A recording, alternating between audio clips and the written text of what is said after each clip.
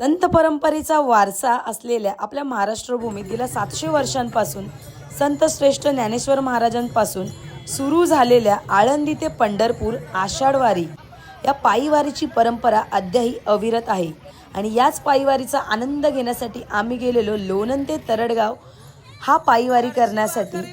आणि आम्ही ज्या पायीवारी करणार होतो तो 187 या रथाच्या मागच्या दिंडी क्रमांकामधून. त्यांच्या वारकरी मंडळाचं नाव आहे गडशी वारकरी मंडळ.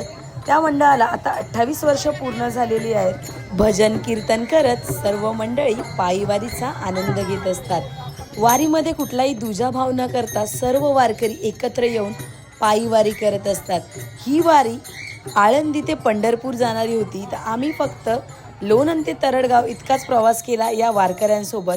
पण हा प्रवास खूप अविस्मरणीय होता आणि या वारीमधला अनुभव पण खूप वेगळा होता. असं वाटत होतं दरवर्षी या वारीमध्ये जावं, असा काहीसा आमचा अनुभव होता.